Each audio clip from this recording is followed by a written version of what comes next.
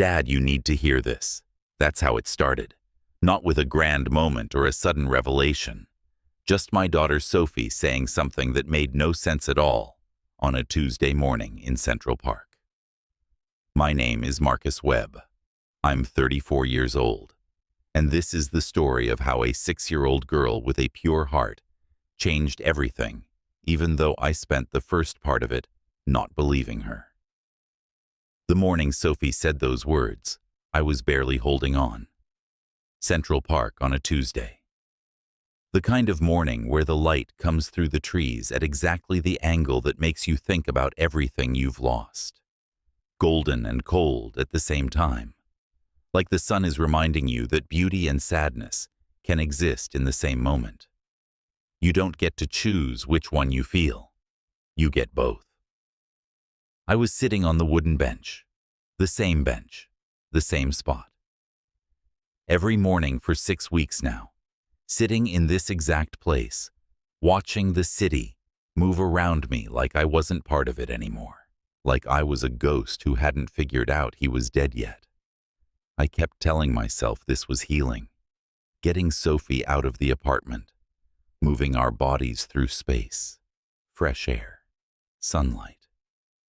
All the things people said would help when you were drowning. But when they said these things, they had no idea what drowning actually felt like. They thought it was dramatic. They thought it had a moment where you realized you were going under. But it's not like that. It's slow. It's gradual. It's waking up every morning knowing the most important person in your life is never coming back. And then having to somehow make breakfast for the person who's still here, who's waiting for you to be the parent she needs, who has no idea that you're breaking into smaller pieces every single day. The coffee in my hand had gone cold 2 hours ago. I'd made it using the beans Claire used to buy, the expensive ones from the place on Amsterdam Avenue, where the barista knew her name. The smell was right. Everything about it was right, except I couldn't bring myself to drink it. Couldn't bring myself to do anything except sit and watch my daughter's legs swing beneath her. Back and forth. Back and forth. The rhythm of someone who still believed the world would keep going, even though the world had already stopped for them once. Lily was 6 years old. 6 years old and quiet, in a way that 6-year-olds shouldn't be quiet. Not the quiet of a child thinking about things. Not the quiet of a child being shy. The quiet of someone who had learned that some things don't get better. So you stop asking about them. You just sit with the broken parts and get used to carrying them. I was trying not to think about how this was all my fault. Not Claire dying. I couldn't have stopped that.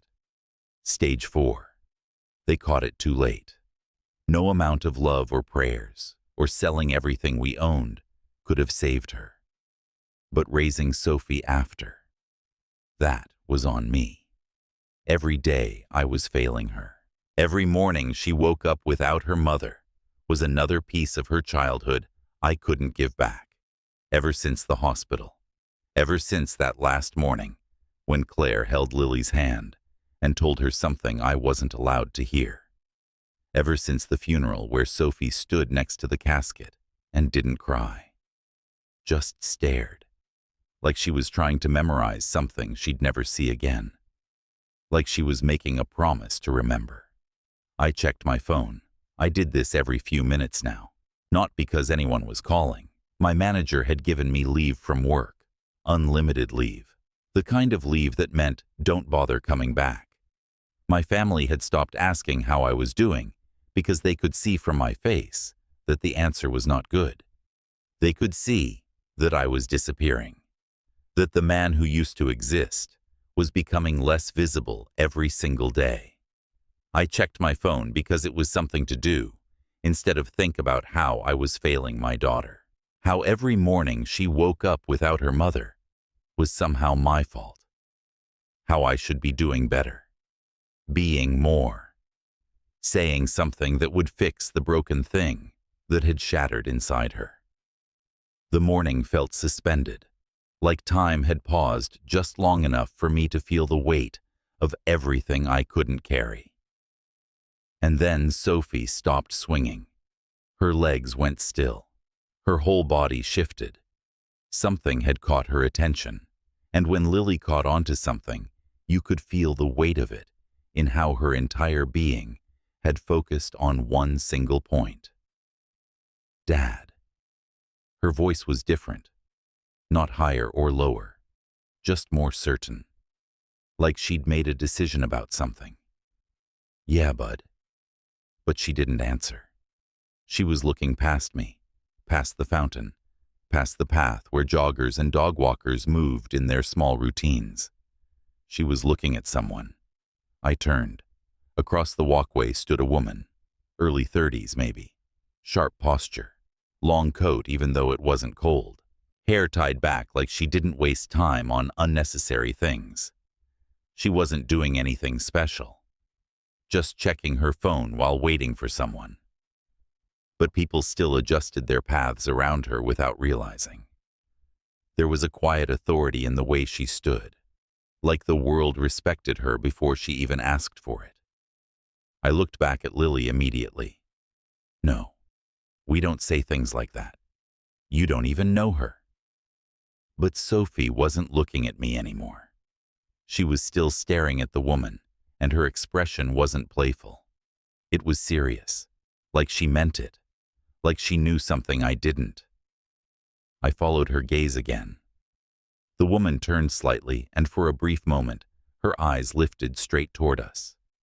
I felt something strange, like a flicker of recognition I couldn't place, but it disappeared as quickly as it came. The woman looked away and continued walking, gone just like that. Lily finally spoke again.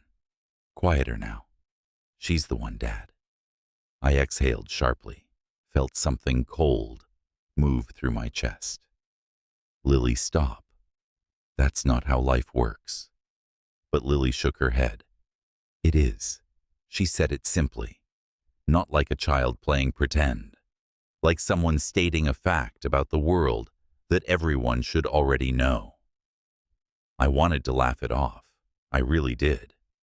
Kids said random things all the time. But something about her tone didn't feel random. It felt decided. It felt like she wasn't asking me. She was telling me. Like she was seeing something that was already true, and I was just catching up to it. That evening, I walked home with Lily holding my hand. Her words were still stuck in my mind, like a stubborn echo. Marry her. I tried to ignore it, tried to convince myself it was just a child's imagination. But as we passed a street billboard showing a business headline, I slowed down. A familiar face. The same woman. Veronica Kane, CEO. Kane Technologies. The nameplate beneath the photograph said she had just closed a merger worth $200 million. She was standing in front of a building, unsmiling, powerful, alone. I stared longer than I should have. Lily tugged my hand gently. That's her. She said it softly. I didn't answer because for the first time I wasn't sure if I should believe my daughter or fear her intuition. And somewhere deep inside the city that never paused, felt like it had shifted direction, like something had started that couldn't be stopped. That night I couldn't sleep. I sat at the kitchen table with a laptop and searched for Veronica Kane. What came up was a woman who had built an empire from nothing, who had taken over her father's company at 31 and transformed it into something exponentially bigger, who had never been photographed smiling, who had a reputation for being brilliant and cold, untouchable. Someone who moved through the world in a way that suggested she'd already decided it wasn't worth feeling anything about. I read every article. I looked at every picture. And every time I saw her face, I thought about what Lily had said. She's the one, Dad. 3 weeks before meeting Veronica, I had submitted a proposal to Kane Technologies. It was work I was proud of. Security systems, network integration, solutions for a company that needed to modernize its infrastructure.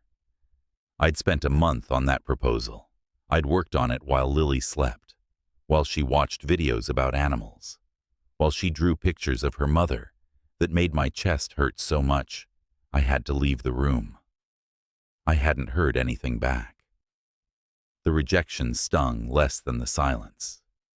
The next morning, I brought Lily back to Central Park earlier than usual, hoping fresh air would reset whatever had gotten into her mind. The park was quieter than before. Damp grass, colder breeze, fewer people moving through it, like they knew where they were going. I sat on the same bench and scrolled through my phone to avoid thinking too much. Lily stood a few steps away, staring at the walkway like she was waiting for something instead of someone. "Lily," I said gently, "we're not going to talk about yesterday. Okay?"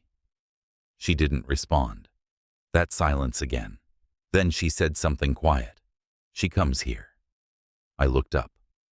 What Lily pointed toward the north path. "She walks here in the morning. Every morning. Before her meetings." I frowned. "How do you know that?" Lily shrugged like it was obvious. "I saw her here before. That one time we came early. You said you wanted to come when nobody was here. She was already walking, the same way, fast but not scared, like she knew exactly where she was going." I didn't remember that morning clearly. There had been so many mornings that blurred together. But Lily remembered. Lily remembered everything. Lily held on to moments like they were treasures I didn't know how to protect. Before I could question it further, footsteps approached from behind. Measured, calm, confident. I turned slowly, and there she was again. The same woman, Veronica Kane. But this time she wasn't just passing through. She stopped when she saw us. A pause. Just a second too long. Her eyes moved from me to Lily. Something subtle shifted in her expression. Not surprise, not curiosity. Something more controlled, like recognition she refused to admit. "Morning," she said it simply. I stood up a little too quickly. "Hi. Sorry, my daughter. She recognized you from yesterday. I think she mistook you for someone else." Veronica didn't react right away. She looked at Lily carefully. Did she? Lily stepped forward, completely ignoring my warning look. "You're sad," Lily said. I froze. "Lily, don't." But Veronica raised her hand slightly. "Let her speak." She said it like a question and a command at the same time. The park around us felt quieter now, like even the wind had slowed down to listen. "You pretend you're not, but you are," Lily continued. "Calm and certain, you pretend really hard, but I can tell because you carry it in your shoulders and in your eyes. You don't smile like people who are happy smile. You smile like you're showing people a photograph of happiness, but the real thing is somewhere else, somewhere you left it." I felt my chest tighten. This was too much, too personal, too strange, too right. But Veronica didn't deny it. She just stared at Lily for a long moment. Then she spoke softer this time. "Children shouldn't see things like that." Lily tilted her head. "I didn't choose to see it," she said. "It's just loud. Everything about you is loud, but not in a way anyone else hears." Silence followed, a long one. Veronica finally looked at me. "Your daughter is very observant." I let out a nervous breath. "Yeah. She says things like that sometimes. I'm sorry if it's uncomfortable." But Veronica didn't look uncomfortable. She looked unsettled, like something had been placed in front of her that she couldn't easily move away from. Like someone had just held up a mirror she'd spent years avoiding. Then before leaving, She said something unexpected. I come here most mornings. 6:30. If she's going to say things like that again, maybe keep her close. And she walked away. No introduction, no explanation, just distance. The kind of distance that told you someone was protecting themselves from something. Lily watched her leave, then turned to me. She'll come back. She said it softly. I didn't argue this time, because something about Veronica Kane already felt like she had never really left, like she was already tangled up in something none of us could control. Veronica didn't come back the next morning, or the next. I told myself that meant everything was normal again, that my daughter had been imagining things, that the universe wasn't trying to tell me something I wasn't ready to hear. But Lily didn't accept not coming as an answer. She still made me go to the park. Same bench, same time, same quiet morning world, pretending nothing important ever happened there. A week passed, then 2 weeks. I tried to distract Lily with snacks, with stories, even with promises of ice cream later. But Lily stayed focused on the path, watching, waiting, like she was standing guard over something that mattered. You're sure she comes here? I asked again, trying to sound casual, trying to pretend I wasn't also waiting. Lily nodded without looking at me. Yes. She said it like it was the most obvious thing in the world. I sighed, tired of fighting something I couldn't understand. Lily, even if she was interested in talking to us people like her, don't just step into lives like this. It doesn't work that way. People keep their worlds separate. Lily turned to me slowly. Why not? She asked. The question stayed with me longer than I expected. Why not? Like maybe she was right. Maybe there wasn't a good reason, except habit, except fear, except the stories we tell ourselves about how the world works. That afternoon, I returned from work later than usual. My manager had finally asked me to come back to the office, said it would help. I wasn't sure if work was helping or if I was just running from something. The apartment felt too quiet without her. The park had become my escape.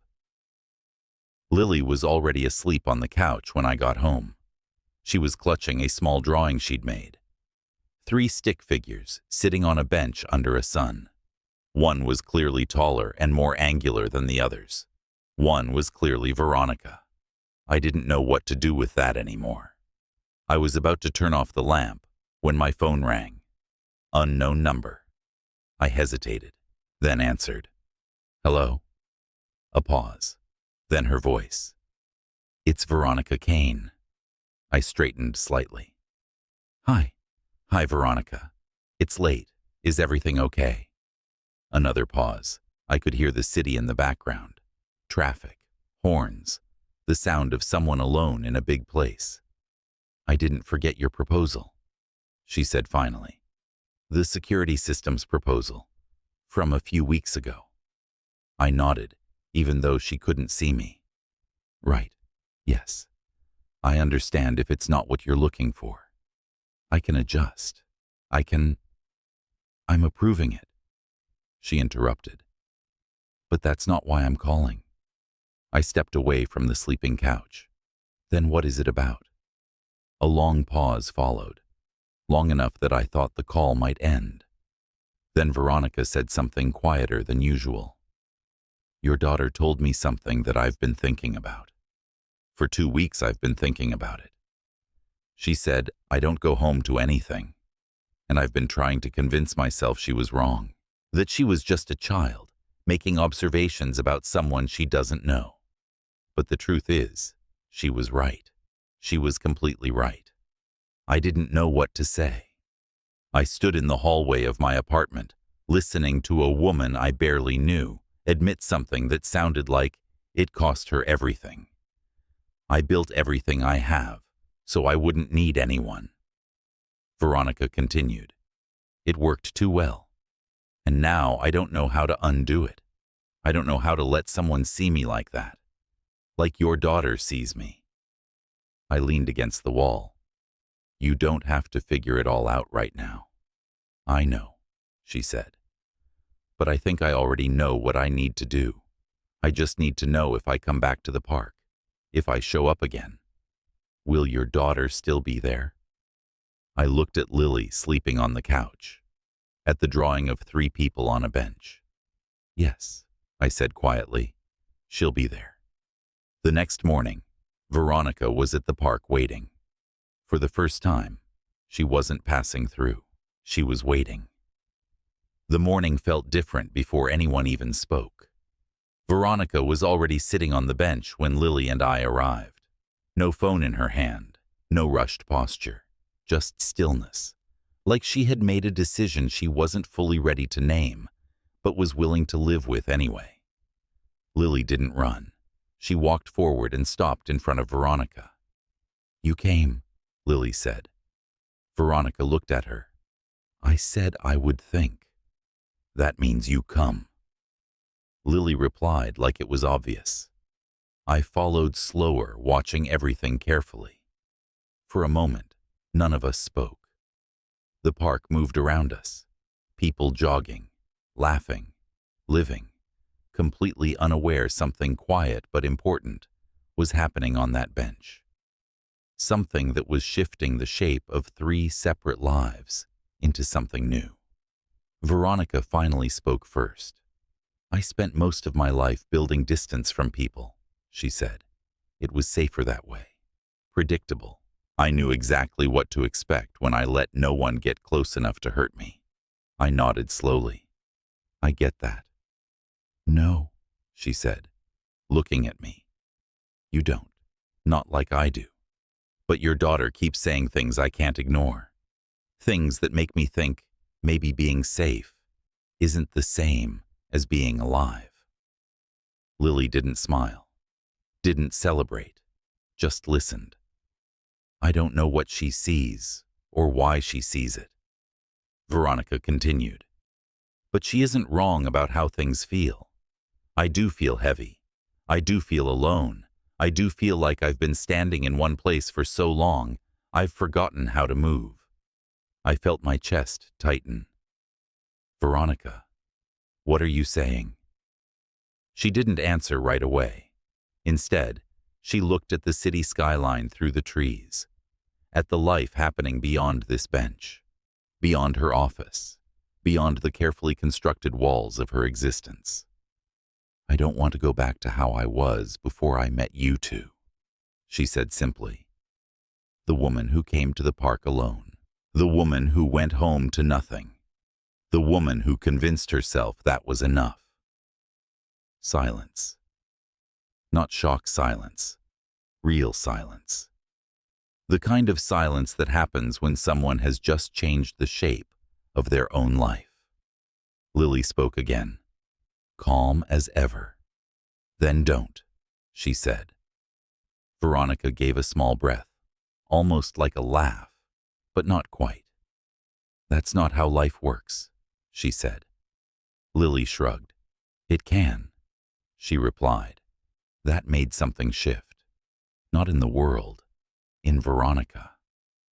She looked at me for a long moment, not asking for rescue, not asking for certainty, just choosing to stay in uncertainty without running from it. Finally, I spoke. You don't have to figure everything out today. You don't have to have all the answers. You just have to decide if you want to keep trying. Veronica nodded slowly. I know, she said, a pause. But I think I already chose. When I signed off on your project, I chose. When I called you last night, I chose. The only thing I'm choosing now is to not take it back. Lily looked up at her. You decided, she said. I did. Veronica agreed, and she reached over and took Lily's hand. Just like that. After weeks of distance, after years of building walls.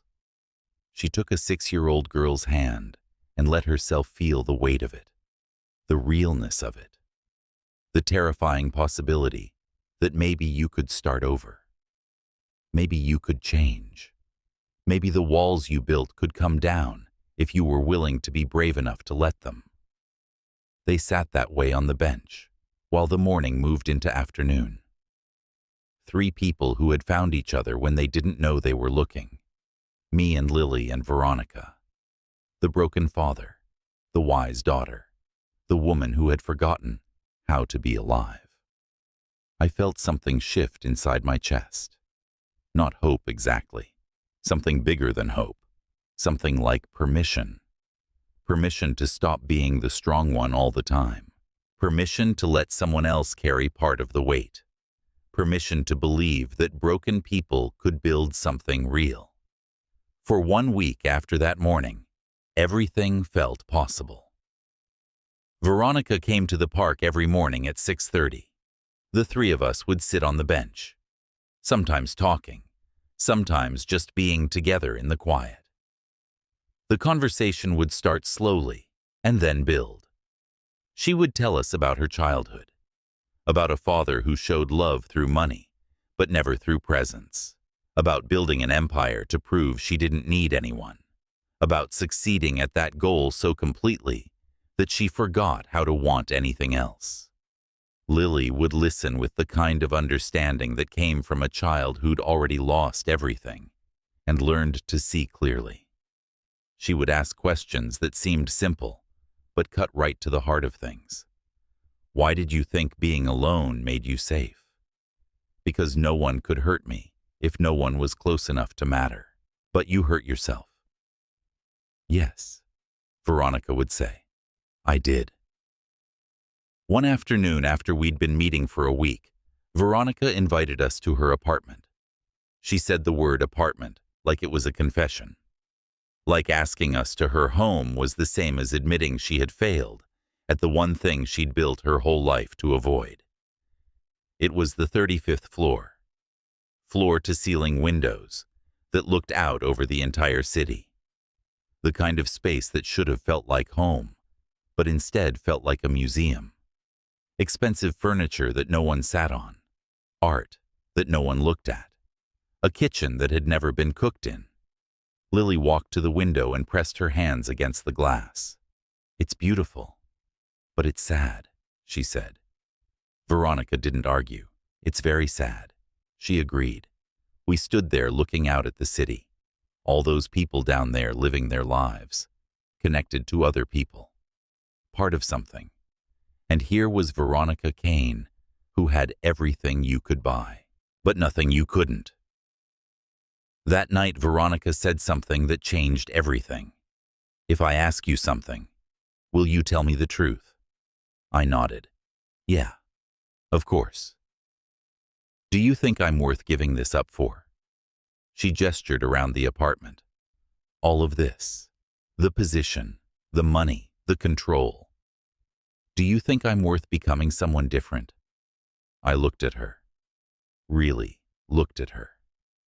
This powerful woman who had built an empire, but lost herself in the process, who was asking a person she barely knew if she was worth changing everything for. I thought about what Lily had said that first day in the park. She's the one, Dad. Yeah, I said. I think you are. Then everything changed. For 2 weeks after that night, Veronica disappeared. She didn't come to the park. No message. No explanation. She just didn't come. I was confused. Lily was patient. She said Veronica was fighting. She was scared. She was doing what scared people do. They run. Then my manager called. Veronica had approved my project proposal, but she'd assigned a different contact for the implementation. A clear signal. Professional, yes. Personal, no. She was trying to create distance while allowing my work to proceed. I understood what was happening. Veronica was testing. Can she let someone in? Can she really do this? Or will she revert to what's safe? For 2 weeks, the bench in Central Park was empty except for me and Lily.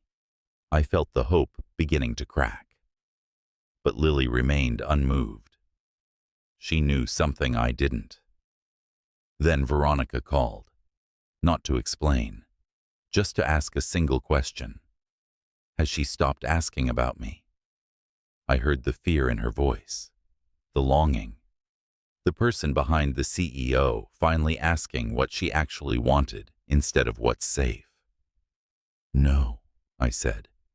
She hasn't stopped. She waits for you every day. There was a long silence. I'm scared, Veronica whispered. I know, I replied. But you're already here. You came all the way here. You can't go back. The next morning felt like the first morning of the rest of our lives. Veronica was walking toward the bench, not waiting, walking toward us, walking toward the choice she'd been avoiding. She sat between me and Lily. For a long moment, no one spoke. Then Veronica told us her story, not the CEO version, the real version. She grew up with a father who was emotionally unavailable, who showed love through money and status, but never through presence, who made her believe that being strong meant being alone. So she built an empire to prove she didn't need anyone. She succeeded. She became untouchable. She became completely alone. And then a 6-year-old girl pointed at her and said, "She's the one." Veronica admitted she'd been running her whole life. Running from vulnerability, running from need, running from the possibility that maybe being strong doesn't mean being invulnerable. Maybe it means being brave enough to let someone see you. She looked at Lily and told her something that made Lily smile for the first time in the story. You were right about all of it. You saw me when I couldn't see myself, and you didn't judge me. You just offered me another choice. Then she looked at me. I don't know if I'll be good at this. I don't know if I'll stop running sometimes. But I want to try. I want to come home to you. I want to be someone's person. I want to stop being excellent and start being real. I felt tears on my face, not because Veronica was perfect, but because she was choosing to try, despite being terrified. Lily took both our hands. Now we're a family, she said simply. And in that moment on a park bench in the morning light, 3 people who were broken in different ways chose each other, not because everything was fixed, but because we were willing to fix it together. 6 months after that morning on the park bench, Veronica moved into my apartment, not her penthouse. The small place filled with drawings and photographs of Claire and the ordinary chaos of people learning how to live together. At first, it was awkward. Veronica was learning how to be present. I was learning how to trust. Lily was learning that sometimes the people we choose for ourselves can stay. But slowly, it became normal. Veronica made breakfast on Sunday mornings. She helped Lily with homework. She sat on the fire escape with me at night and talked about the day. She learned that loving someone means showing up, even when it's inconvenient, especially when it's inconvenient. She stepped back from some of her CEO responsibilities, not because she had to, because she wanted to, because she realized that building a company and building a family are different things. One requires dominance. The other requires surrender. One evening, Lily showed us a new drawing. 3 figures inside a house, holding hands. The sun was inside the drawing instead of outside it. I looked at Veronica. She was looking at the drawing like it was the most important thing she'd ever seen, like it was a map of the home she finally had. She knew. I whispered. She always knew. Veronica replied, squeezing my hand. And the story didn't end there. It continued, the way real stories do, with ordinary moments that held extraordinary meaning, with 3 people learning how to be a family. with the understanding that healing isn't about forgetting the past. It's about inviting the right people to sit beside you while you're still learning how to live with it. Sometimes the people who change your life don't arrive loudly. They arrive quietly, through a 6-year-old girl's pure observation, through the willingness to sit on a park bench and let someone see you, through the decision to stop building walls and start building a home. And sometimes a child's wisdom is the only thing standing between you and a lifetime of being alone. I'm grateful for that every single day.